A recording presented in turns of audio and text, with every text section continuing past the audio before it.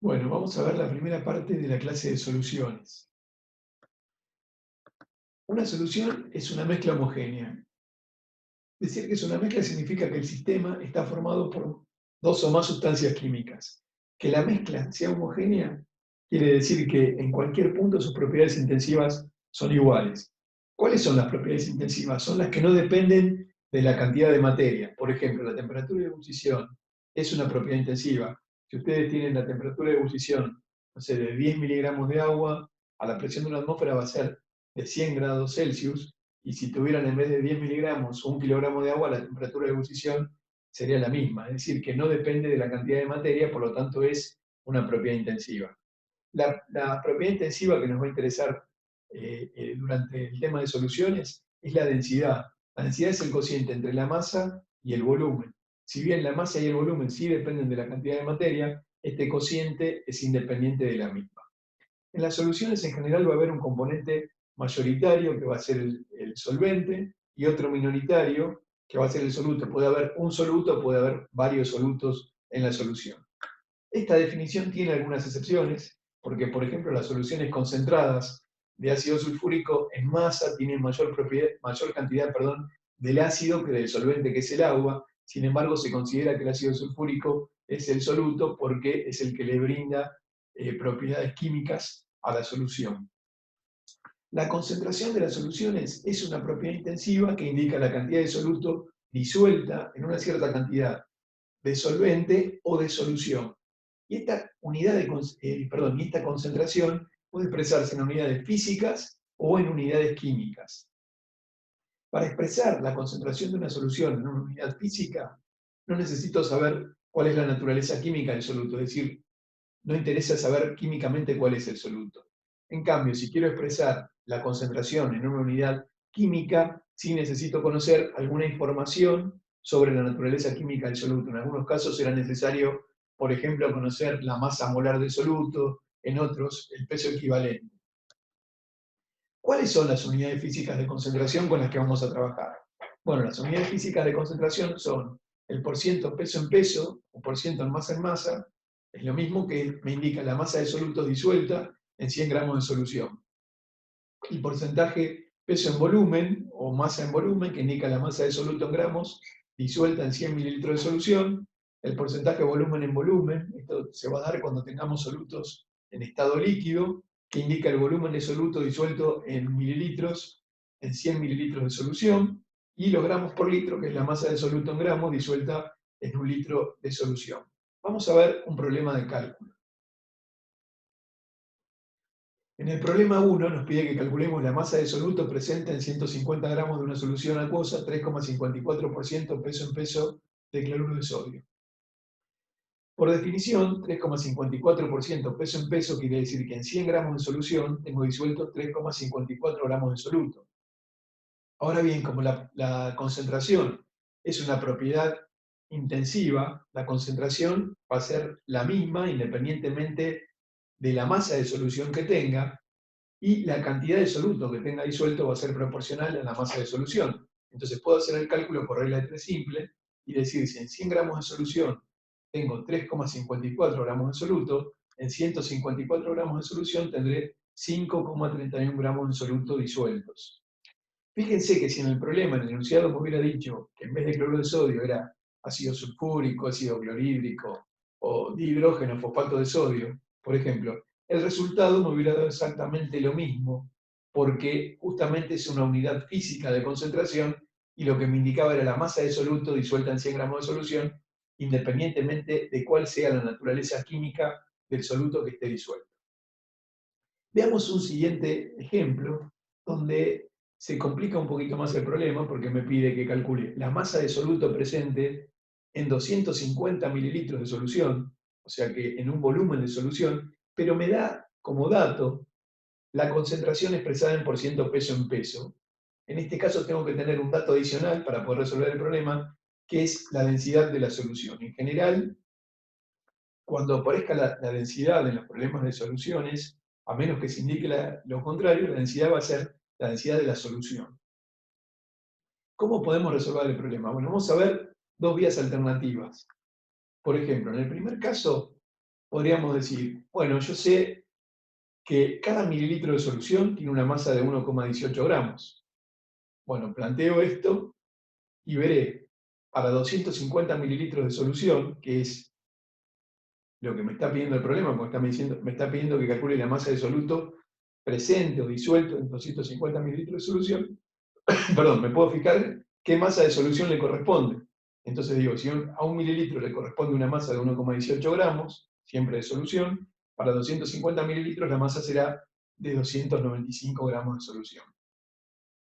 Como ahora tengo la masa de solución y puedo usar directamente el porciento peso en peso, diciendo que 100 gramos de solución contienen 37 gramos del ácido, que es el ácido clorhídrico en este caso, este es un dato del problema. En la masa de solución que calculé, que corresponde a los 250 mililitros, la masa de soluto disuelto será de 109 gramos. Alternativamente, podríamos plantear el problema de otra manera. Podríamos decir, bueno, la solución es 37% peso en peso. Quiere decir que hay 37 gramos de soluto en 100 gramos de solución. Entonces podría mirar, a partir de la densidad de la solución, cuál es el volumen que le corresponde a 100 gramos de solución, que son los que contienen 37 gramos de ácido clorhídrico.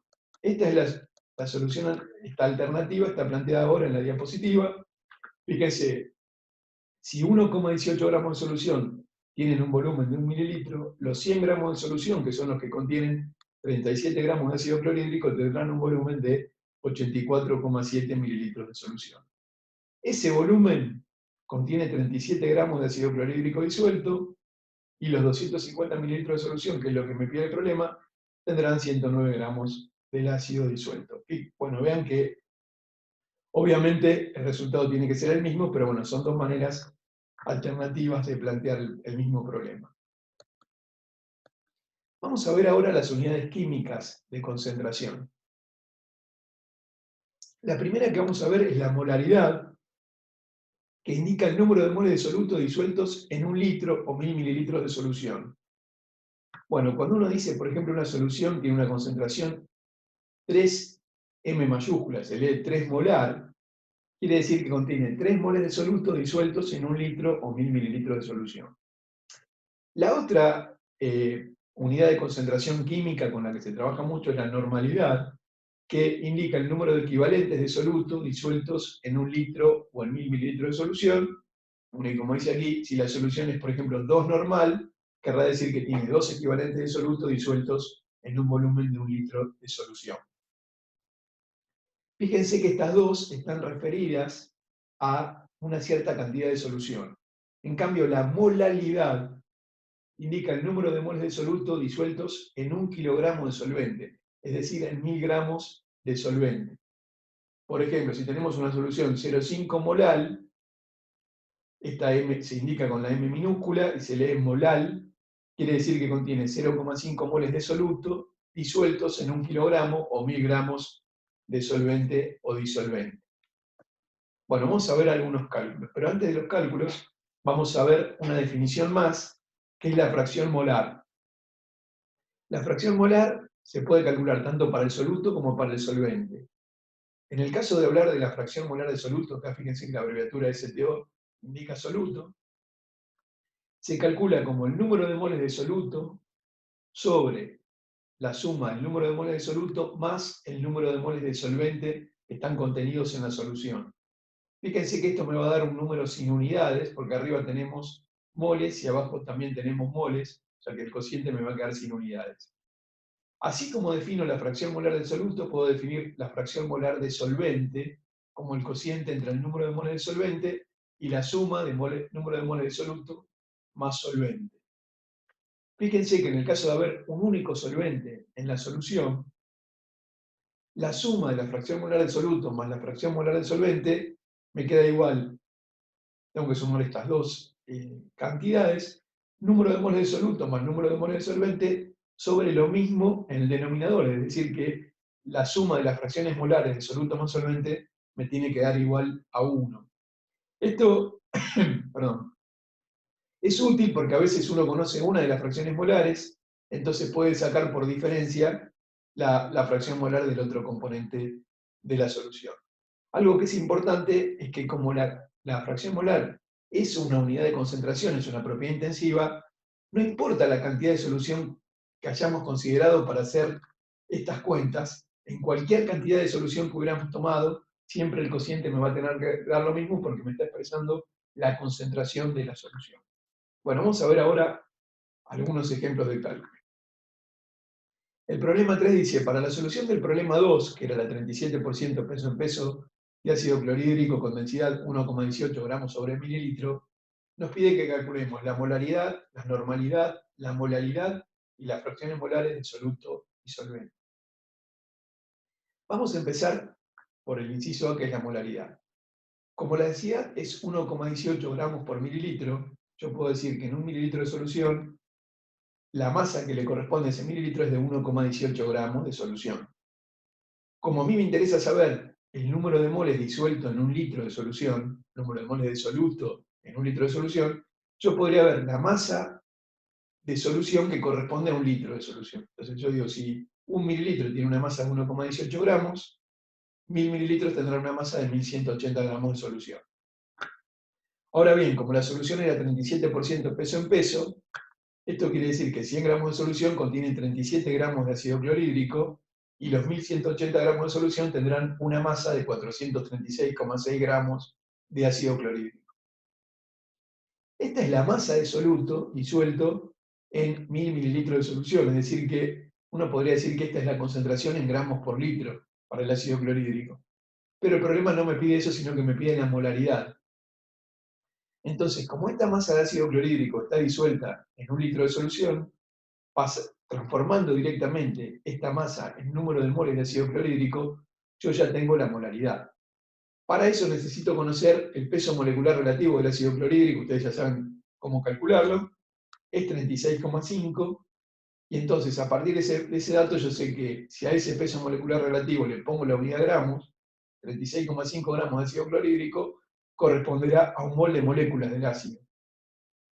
Y los 436,6 gramos de ácido clorhídrico corresponderán a 11,96 moles del ácido que están disueltos en 1000 mililitros de solución. Es decir, que esta será la molaridad de la solución. Bueno, la segunda, en el segundo inciso, en el inciso B, nos pide que calculemos la normalidad de la solución. Sería el número de equivalentes de soluto disueltos en 1000 mililitros de solución. Yo ya sé que tengo 11 moles de ácido clorhídrico disueltos en 1000 mililitros. Como el ácido clorhídrico es un ácido monoprótico, tiene un solo protón, un mol de ácido clorhídrico corresponde a un equivalente. Es decir, que si la solución es 11,96 molar, también será 11,96 normal. Bueno, el tercer inciso me pide la molaridad de la solución. Habíamos dicho que la molaridad era el número de moles de soluto disueltos en miligramos, pero ahora no de solución, sino de solvente. Esta es una solución acuosa. Por lo tanto, si 100 gramos de solución contenían 37 gramos de ácido clorhídrico, eso lo sabemos porque la solución era 37% peso en peso, el resto de la masa para llegar a 100 gramos, es decir, 100 menos 37 gramos, tendrían que ser de solvente. Por lo tanto, 100 gramos de solución deberían contener 37 gramos de ácido clorhídrico y 100 menos 37, que son 63 gramos de agua. Entonces, como yo quiero saber la cantidad de soluto disuelta en 1000 gramos de solvente, que es agua, puedo decir, si 63 gramos de agua disuelven 37 gramos de ácido clorhídrico, 1000 gramos de agua disolverán a 587 gramos de ácido clorhídrico. Como la molaridad es el número de moles de soluto disueltos por kilogramo de agua, lo que tengo que hacer es pasar estos gramos de ácido clorhídrico a moles, y para eso vuelvo a utilizar el peso molecular relativo del ácido clorhídrico para calcular la masa molar. Entonces digo, si 36,5 gramos de ácido clorhídrico corresponden a un mol, los 587 gramos del ácido que están disueltos en 1000 gramos de agua corresponderán a 16,1 moles de ácido clorhídrico, y por lo tanto la solución tendrá una concentración que es 16,1 molar. Bueno, ya calculamos entonces cuál es la molaridad de la solución. En el último inciso, el problema pide que calcule las fracciones molares tanto del soluto como del solvente. Dijimos que para hacer este cálculo teníamos que tomar cualquier masa de solución porque la relación entre el número de moles de soluto y el número de moles de solvente iba a ser independiente de la cantidad de solución que yo considere porque justamente es una unidad de concentración, la fracción molar, y es una propiedad intensiva. Entonces, sabiendo que 100 gramos de solución, por lo que dijimos anteriormente, tenían 37 gramos de ácido clorhídrico y 63 gramos de agua, yo podría transformar esta masa de 37 gramos de ácido clorhídrico en moles y los 63 gramos de agua también en moles, de moléculas, y trabajar con esos datos para calcular la fracción molar de soluto con esta ecuación. Bueno, entonces lo que uso será el peso molecular relativo del ácido clorhídrico, que es 36,5, es decir, que 36,5 gramos del ácido corresponde a un mol de moléculas del mismo, y 37 gramos de ácido clorhídrico, que es lo que está disuelto en 100 gramos de solución, corresponderán en este caso a 1,01 moles del ácido. Para el agua diré, si 18 gramos de agua, ¿por qué 18? Porque el peso molecular relativo es 18, sería 16 es el peso atómico relativo del oxígeno y 1 el peso atómico relativo del hidrógeno, o sea, 16 más 2 me da 18, 18 gramos de agua corresponde a un mol de moléculas de agua, los 63 gramos de agua que están contenidos en 100 gramos de solución corresponderán a 3,50 moles de moléculas de agua. Cuando hago la cuenta para calcular la fracción molar de soluto con esta ecuación que aparece acá arriba en la diapositiva, me quedará que el número de moles de soluto es 1,01, que aparece en el numerador y en el denominador, el número de moles de agua es 3,50, y haciendo esta cuenta me da que la fracción molar de soluto es 0,22, como dijimos antes, un número sin unidades. Como sé que la fracción molar del soluto más la fracción molar del solvente tiene que sumar 1, la fracción molar del solvente tendrá que ser 1 menos 0,22, lo que es lo mismo 0,78. Bueno, y de esa manera tengo las dos fracciones molares que me pedía el problema.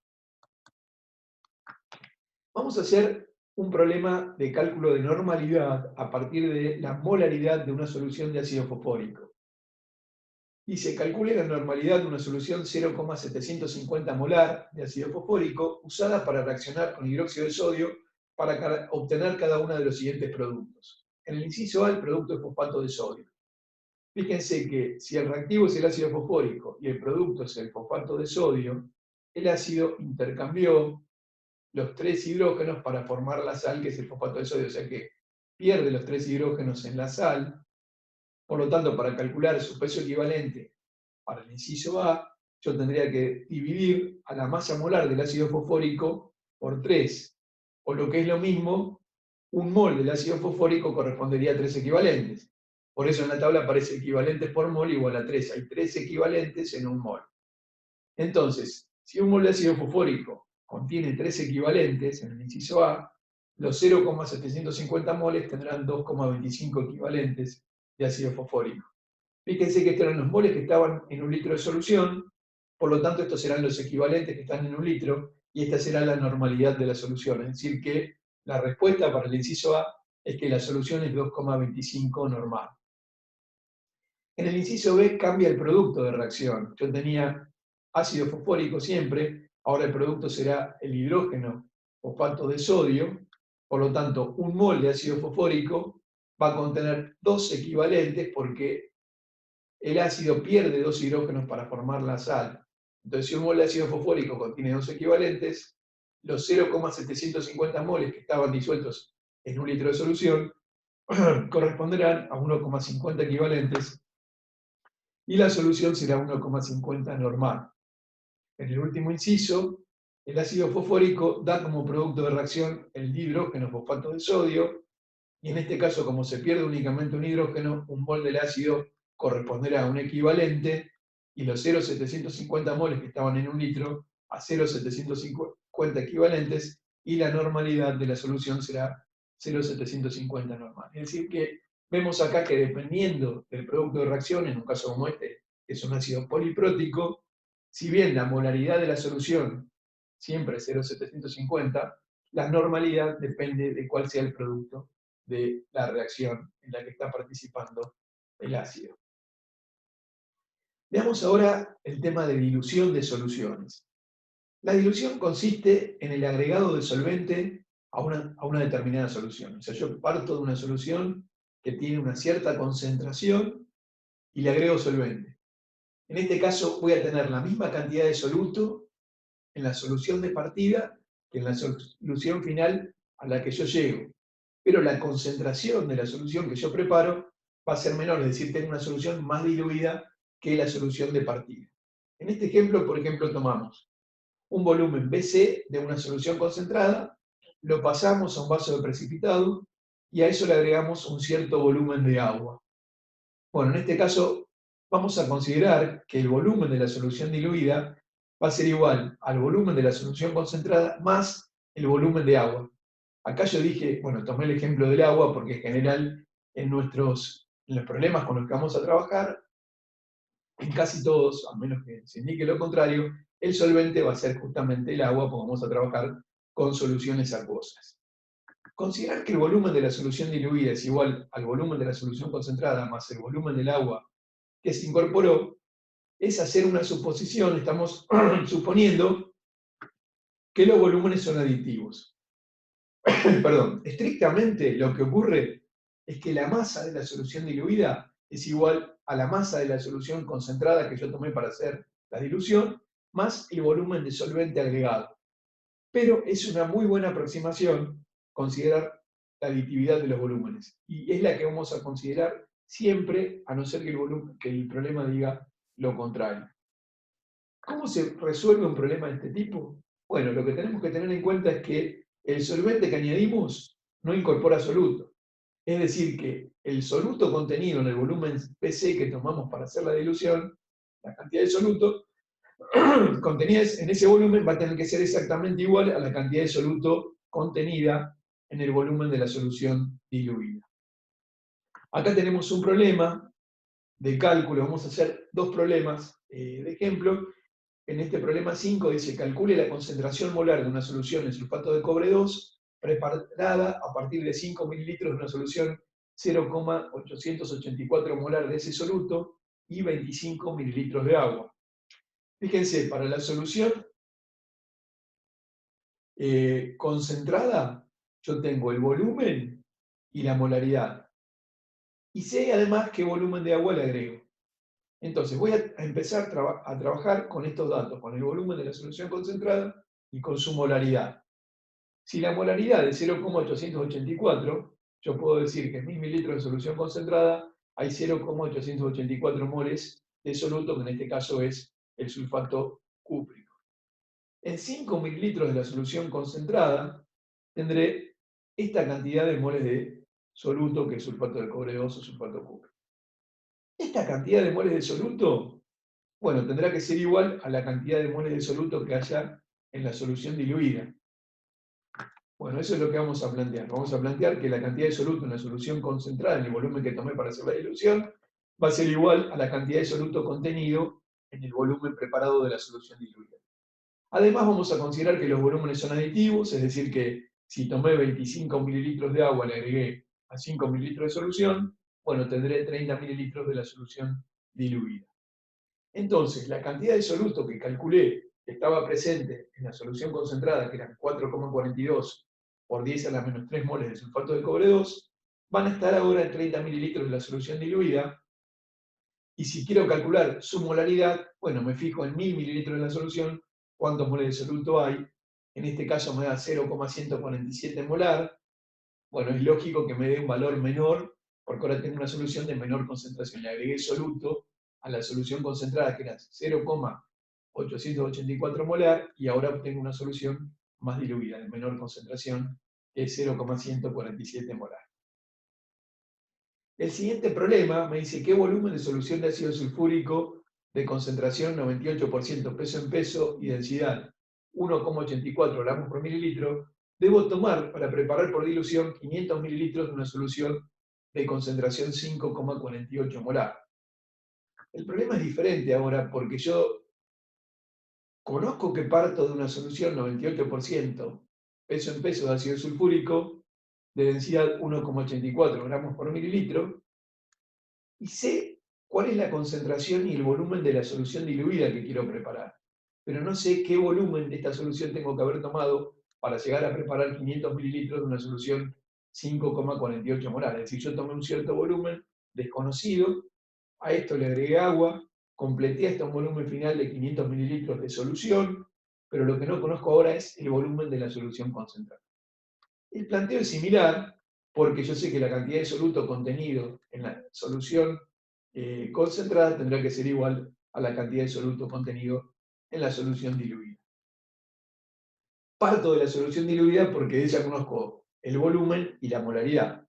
Entonces, si la solución es 5,48 molar, en 1000 mililitros de solución diluida tendré 5,48 moles de soluto, y en 500, que es el volumen de la solución diluida, tendré 2,74 moles de soluto. El problema ahora entonces se reduce a calcular en qué volumen de la solución concentrada del ácido sulfúrico, que era el 98% peso en peso, y densidad de 1,84 gramos por mililitro, habrá esta misma cantidad de soluto, que en este caso es el ácido sulfúrico. Entonces, yo sé que la solución es 98% peso en peso. Quiere decir que 98 gramos de ácido sulfúrico están contenidos en 100 gramos de solución. Pero como acá me está pidiendo el volumen de la solución, yo podría tratar de transformar estos 100 gramos de solución que contienen 98 gramos de ácido sulfúrico, ver qué volumen tiene, qué volumen ocupa. Para eso uso la densidad, digo, de la solución, ¿no es cierto? Si 1,84 gramos de solución tienen un volumen de 1 mililitro, los 100 gramos de solución, que son los que contienen a su vez 98 gramos de ácido sulfúrico, tendrán un volumen de 54,3 mililitros de solución.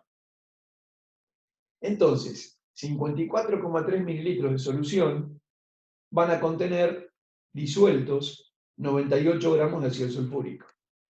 Casualmente, el peso molecular relativo del ácido sulfúrico es 98. Entonces, en este caso, 54,3 mililitros de solución disolverán justamente un mol de ácido sulfúrico. ¿Sí? Entonces yo puedo decir, si un mol de ácido sulfúrico está disuelto en 54,3 mililitros de la solución concentrada, los 2,74 moles, que son los que yo necesité para preparar 500 mililitros de una solución diluida de concentración 5,48 molar, estarán contenidos en un volumen de 148,8 mililitros de solución. Es decir que yo tengo que haber tomado 148,8 mililitros de solución y agregar una cierta cantidad de agua suficiente como para preparar 500 mililitros de la solución diluida que tenía una concentración de 5,48 molar. Bueno, otro tipo de problemas con los que van a encontrar ustedes en la guía de trabajos prácticos es el que corresponde a las mezclas de soluciones del mismo soluto. En este caso, ya no es como el caso anterior donde mezclábamos una solución con solvente. En el caso anterior, la solución concentrada aportaba soluto y solvente, y el solvente no aportaba soluto porque era solamente solvente, en el caso de dilución. Ahora estamos mezclando dos soluciones del mismo soluto. Entonces las dos aportarán tanto soluto como solvente a la solución mezcla. Este problema nos pide que calculemos la concentración de una solución resultante al mezclar 150 mililitros de una solución 0,30 molar de hidróxido de sodio con 350 mililitros de una solución de hidróxido de sodio más concentrada, en este caso 0,40 molar.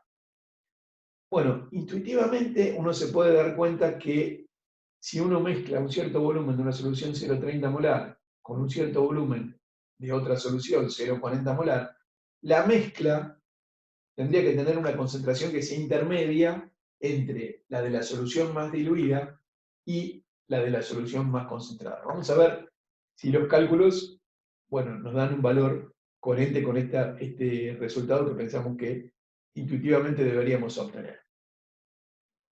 Bueno, vamos a ver primero cómo sería el volumen de la mezcla. Siempre consideramos volúmenes aditivos, es decir, que si mezclamos 150 mililitros de una solución 0,30 molar, que acá la llamé solución 1, con 350 mililitros de una solución 0,40 molar del mismo soluto, que en este caso llamé solución 2, el volumen de la mezcla tendrá que ser 150 mililitros más 350 mililitros, es decir, 500 mililitros. Las dos soluciones van a aportar soluto. Vamos a calcular cuánto soluto aporta cada solución. La primera es 0,30 molar. Entonces, en 1000 mililitros de la solución 1, tendré 0,30 moles de soluto, que en este caso es hidróxido de sodio. En 150 mililitros de la misma solución, la cantidad de moles de soluto contenidos serán 0,045 moles.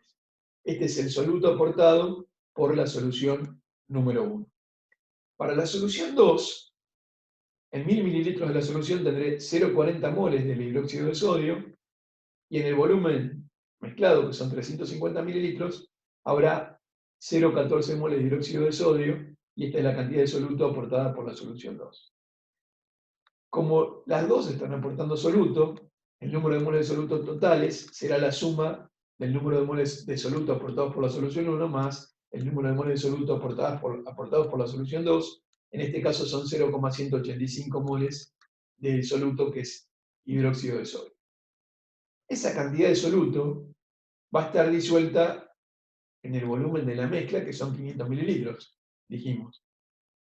Por lo tanto, en 1000, si 500 mililitros disuelven 0,185 moles de hidróxido de sodio, en 1000 tendré disueltos 0,37 moles de hidróxido de sodio. Y como vemos, obtenemos en la mezcla una concentración intermedia entre las concentraciones de las soluciones que estamos, de las dos soluciones que estamos mezclando. Si los volúmenes hubieran sido iguales, hubiera considerado en la mezcla hubiera tomado el mismo volumen de la solución 1 que de la solución 2, en ese caso hubiera tenido un promedio de las dos concentraciones. Sería 0,35 molar. Pero como en este caso la solución 1, la solución 0,40 molar, que era la 2, aportaba un volumen mayor, bueno, entonces el valor resultante me da más próximo a la concentración de la solución de la que tomamos mayor volumen. Bueno, en varios de los problemas con los que van a tener que trabajar en la guía de trabajos prácticos, se piden el cálculo de concentraciones de iones en solución. Para eso tenemos que tener claro el concepto de electrolito. Un electrolito es una sustancia que se disocia en iones en solución acuosa. Los electrolitos se clasifican en fuertes y débiles. Los electrolitos fuertes están totalmente disociados en solución acuosa y los débiles están parcialmente disociados. En este curso de Introducción a la Química vamos a trabajar únicamente con electrolitos fuertes, es decir, los que están totalmente disociados en solución acuosa.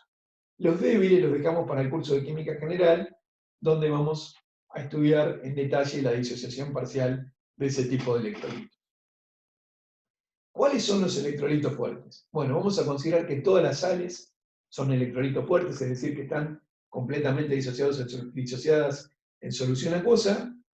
Vamos a tomar algunos ácidos como ácidos fuertes, hay otros que son débiles, que no los consideraremos en este curso, y esos ácidos, por ejemplo, los más comunes con los que vamos a trabajar van a ser el ácido sulfúrico, el clorhídrico, el bromhídrico, el perclórico y el nítrico.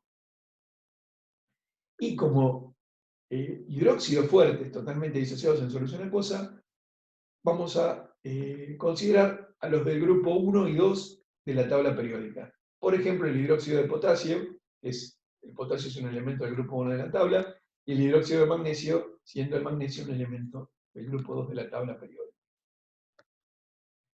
¿Qué pasa cuando, por ejemplo, disolvemos una sal en agua?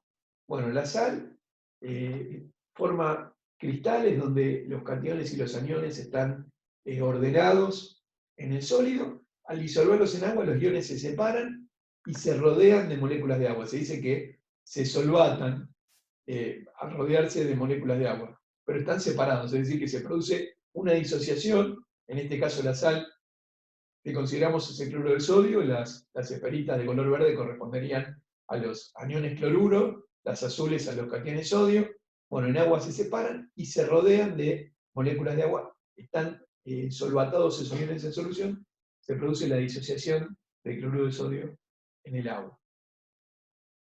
¿Cómo se disocian las sales, los ácidos y los hidróxidos?